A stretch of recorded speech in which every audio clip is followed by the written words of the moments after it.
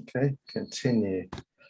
Yes. Welcome to the latest edition of The Blend. My name is Steve Benz, broadcasting from Studio B in Chicago, or near Chicago. Today's guest, you're going to love this guy. First of all, he is not from Kansas. He does not have that kind of accent. It's the accent that everybody likes because you don't like mine. Okay. And I mean, with me today is Malcom Joseph. He is a bassist, so that means he knows how to play. Composer, producer, he's worked with Grace Slick and Seventh Heaven. And I know everybody here in Chicago knows who Seventh Heaven is. Malcolm, Grace Jones. Hey, it's Grace Jones, Steve. All right. I wish it was Grace Slick. You know what I mean, right? I do know what you mean. Same here. Come on. Yes. You know, there's so many names out there that, my bad for that. I'd start this over, but I'm not, because we're just let's go. Right? Yeah. So correct me on that one. All right. So who have you worked with? I have so many questions with people with talent like yours because I have none of it. Absolutely none at all. Oh, well, you're doing this great radio station, so that's a good talent, isn't it? It's a start. Tell me about being a bass player. The reason why I asked for this specific, let's start there. I just watched McCartney's 3-2-1. Did you have a chance to see that on Hulu or wherever it's broadcast on your end? No, I didn't get to watch it. No, I haven't watched it yet. The biggest thing that they kept talking about was him playing bass and how it's the driving force of a band, of essentially all bands. I have so much interest in bass players like you and what that means to a song, to a riff, to where an artist may go. So how do you ended up as a bassist. Why a bassist versus a guitarist or a drummer? Well, funny enough, when I was 13, I started on guitar, and I tried and I tried and I tried, and I just kept hearing bass, and that's all I kept hearing. And for me, like bass is like what people would say, we'll put a dip in your hip and a slide in your glide, and that's what I really enjoyed about bass.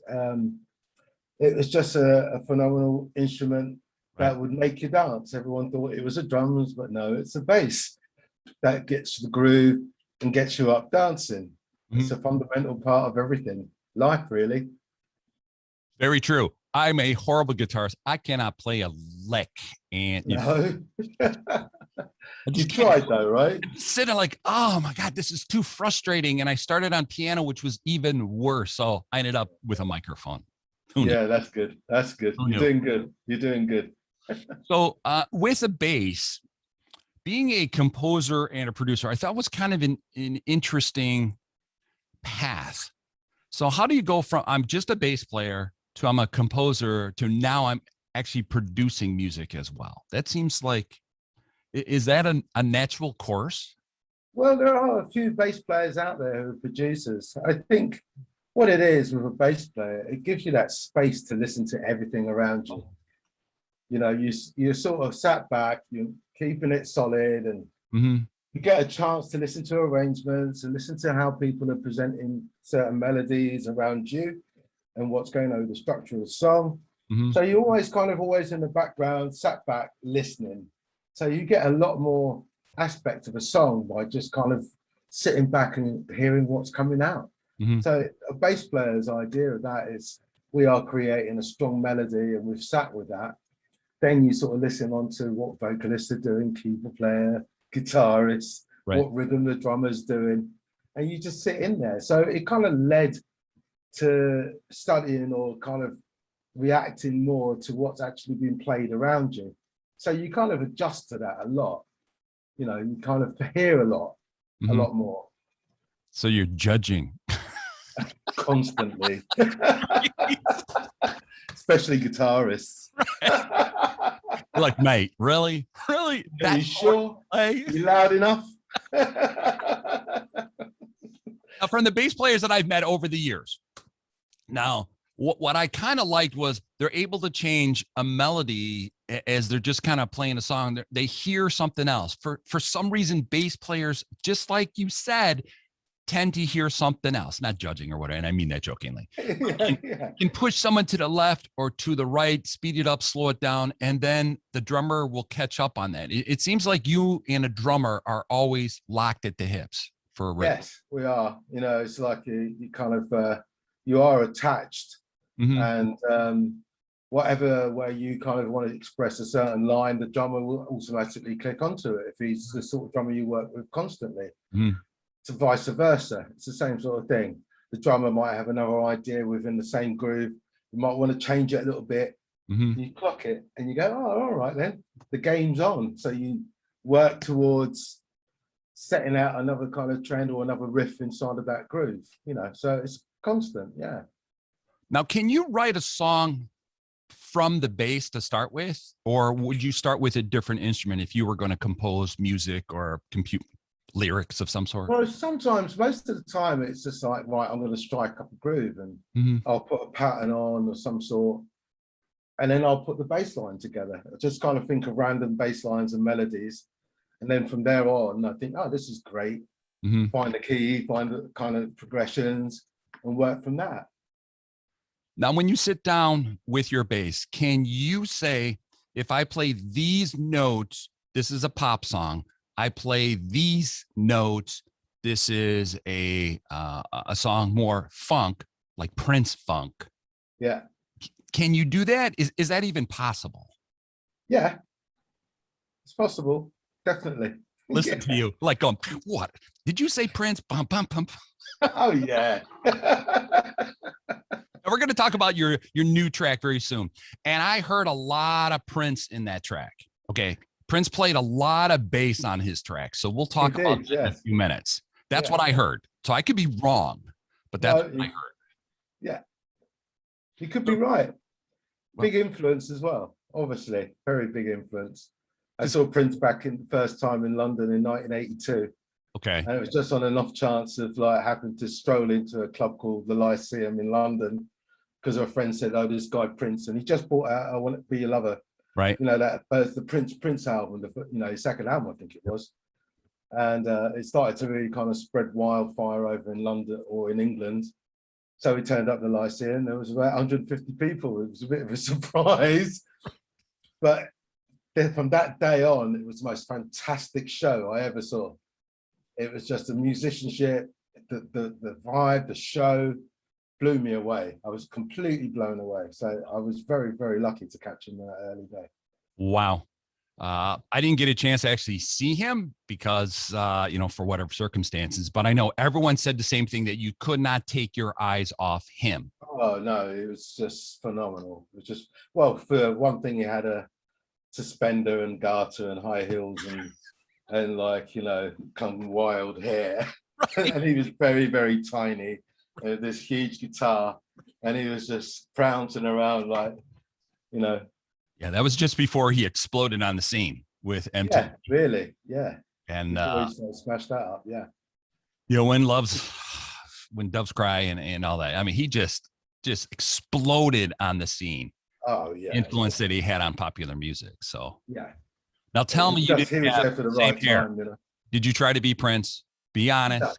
No, I didn't try. It was just like impossibility, and I couldn't wear the heels either. But did you have the crazy hair? I mean, that was pretty big in Los Angeles. Yeah, I had some mad hair at the time. Yeah. Right. Now look at you now. It's just stress. It all came out. It's just, yeah, that's what it is. This is right. like having kids. Yeah, that and listening to bad guitars. It's like, oh my God, you're gonna play this again. Yeah. Oh my goodness. I would think that would be the most difficult, because as much as guitarists have to work with bassists, you know, you think of all the bands that I've talked to over the years, it's usually that's where the friction is. It's the guitarist and the bassist. I don't know why, but it seems to be that's where the edge is.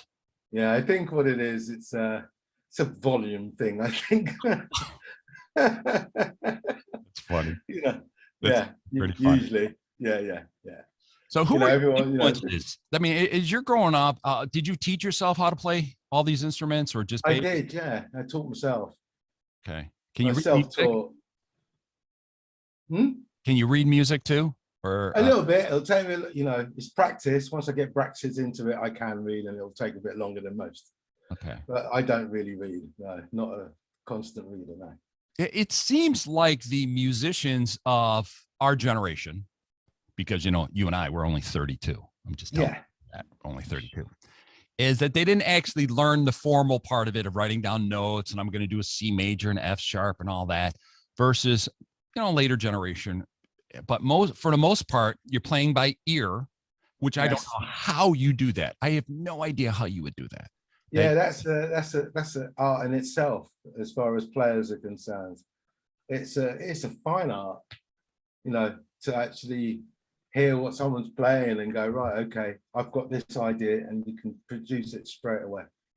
That's a rare kind of talent.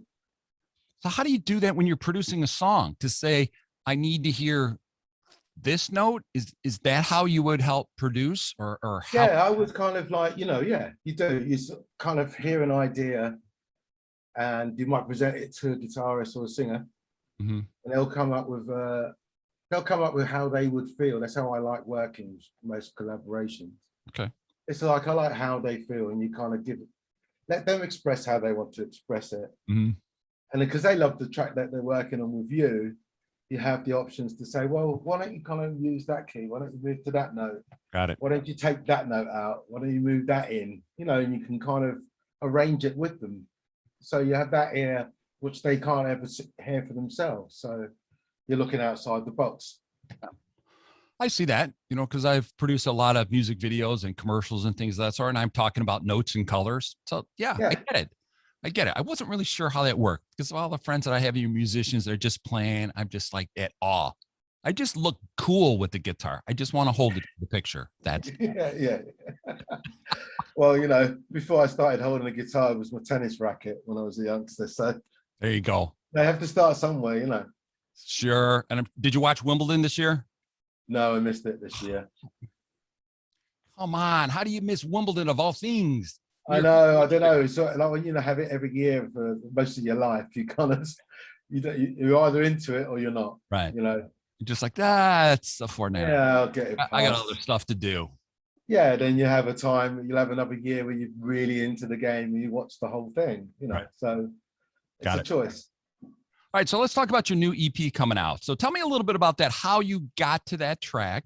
Tell me about the track and the pieces or steps that you took to come with this EP to produce this. The track Robotronics came about from a title that has been sitting in my brain for ages. And it's all about the kind of constant systematic kind of thing going on with no change at all.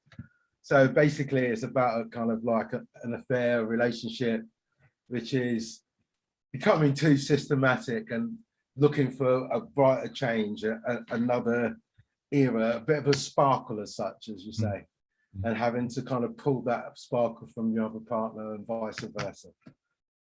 It came about of having that, I kind of came up with a groove, put a bass line to it, started messing about the guitars and keys. And then I thought, you know what, we're in lockdown. I'm going to go and talk to a few friends of mine and see, do you want to collaborate? Would you like to play on this track with me or for me?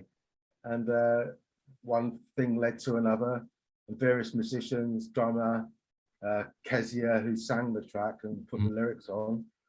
I just got all their influence inside of what my dream was or my vision was, and they came back and produced exactly what I wanted. So it was like, here, this is what we've got. Enjoy, have fun. How are you going to put it together? How are you going to move it around?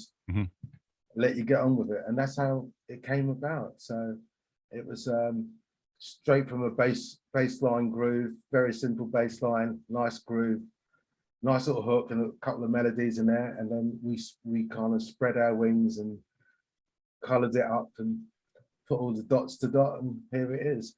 Yeah. So what drove the lyrics? Was it a specific instrument that helped write the lyrics, or did you just kind of listen and the lyrics spoke for itself to meet up with the beat? I think what happened was the lyrics spoke for itself, as Kezia had this great idea and she kind of put it across and said, look, I've got this kind of lyrical, this melody. The song is instantly created this whole thing for her. And then she kind of came back with this melody and I got really excited. And I said, right, okay, why don't we do it like this? And how do we go about doing it like this? And one thing led to another, and she created this amazing lyrical content and melody with an amazing chorus and stuff like that. So I'm leaving people who you kind of like know what their persona is and how they kind of continue like in their musical life or musical genre and what they like to hear. So I always use the people that I think would suit. Right. And she was perfect. She came in, jumped in, perfect, exactly like it was meant to happen. Now, were you able to sit in a studio with anyone, or was it strictly with the shutdown around the world? Well, it's strictly everybody did their own thing in their own studio during the shutdown, and I just presented it, and they all came back with all their parts, and I just placed it back into the track and edited and you know, put it together like that. Even interviews like that, it's kind of weird. I had to learn to do, although I'm on the radio, so I did a lot of telephone type things. So that's fine. But with the world changing where we have to keep distance, we're doing more video Zoom type interviews. Are you comfortable with that? Interviews, music wise, it's not so, as you say, it's not kind of really together as yet to actually completely do recording live and trying to express it over a Zoom link or whatever. So it's definitely, the internet has been so helpful. Without it, we would have been pretty doomed in musical careers, actually. Sure. It was great just sending stems and sending each other information of stems of music that they were throwing to me, that I was rearranging the structures, listening to what their sounds were, talking about their sounds and communicating like that. So it was just like being in the studio. It might have taken a little bit longer, but it was definitely like being sitting in the same studio and working it out, you know. Did it test you and your ability? Yes, it did, yeah. I think it tested my patience, if anything. That's fun. Clearly you have kids, so yeah.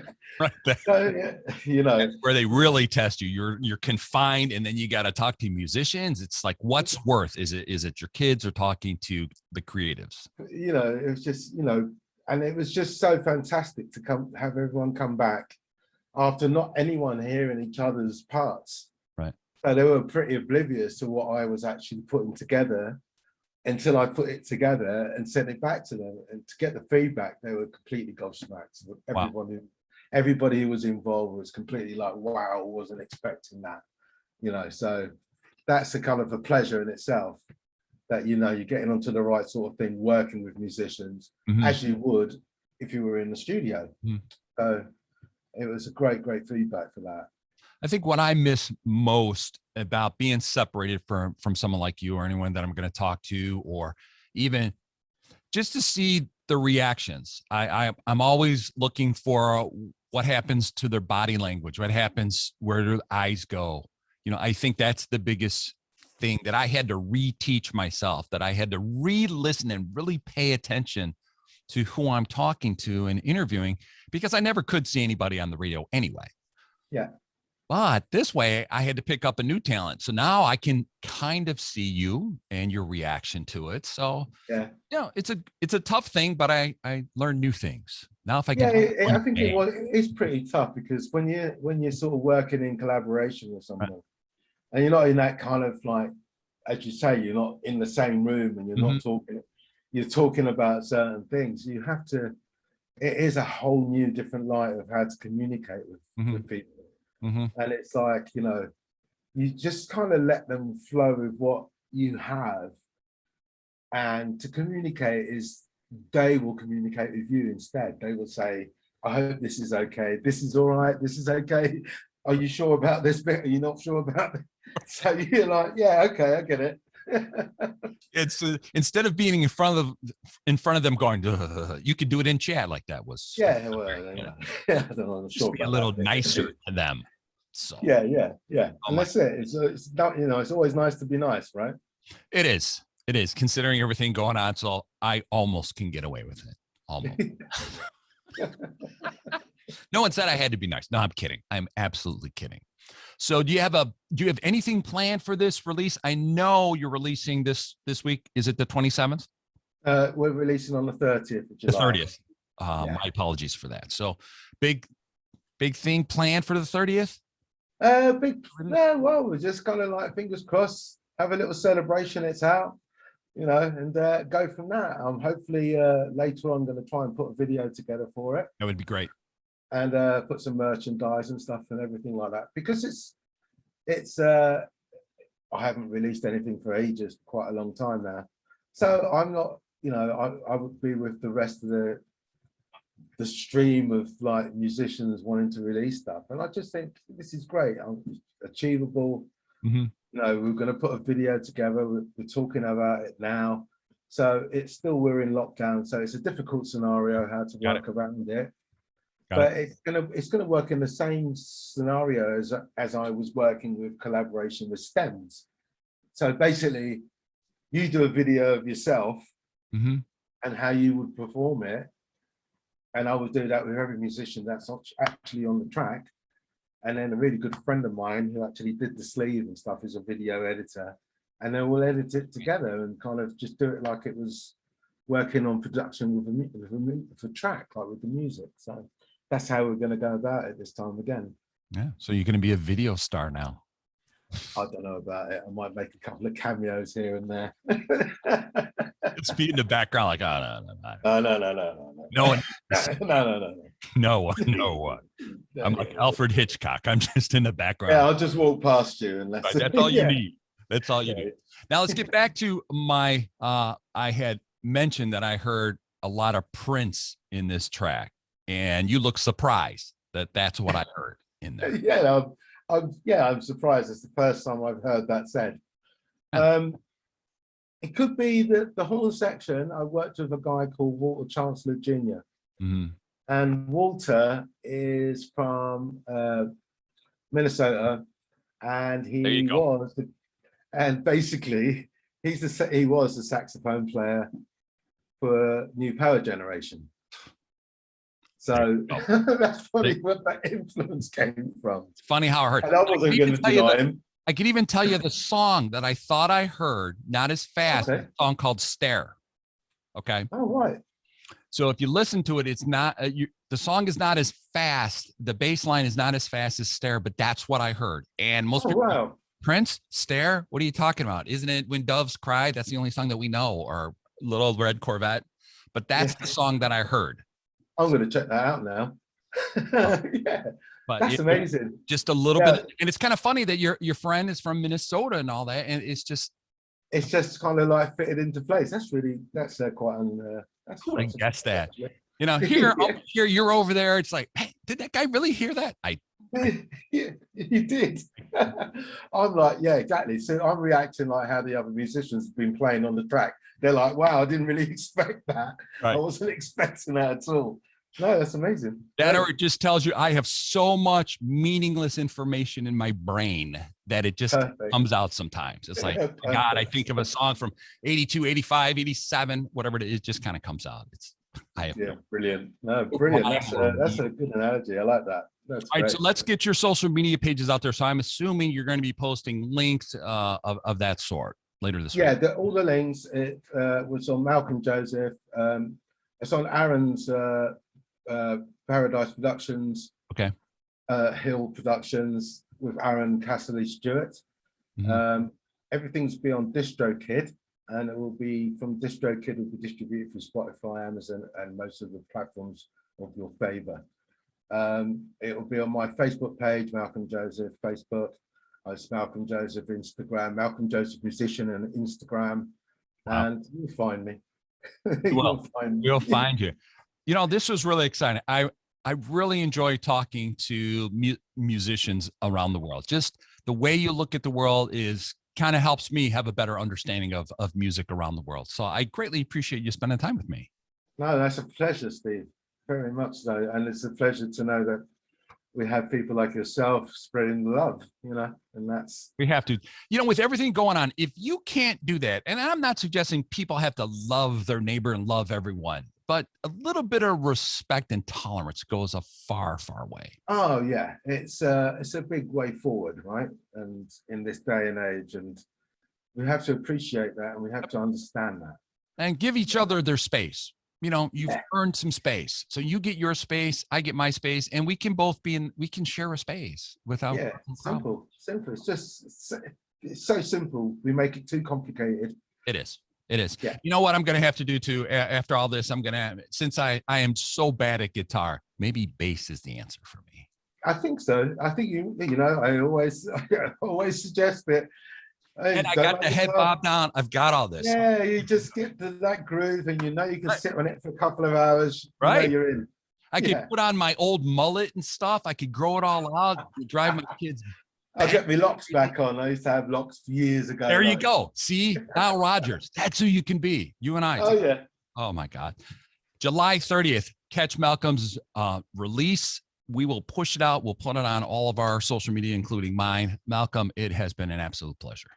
Absolute pleasure, Steve. Thanks for inviting me to what's the radio station called again?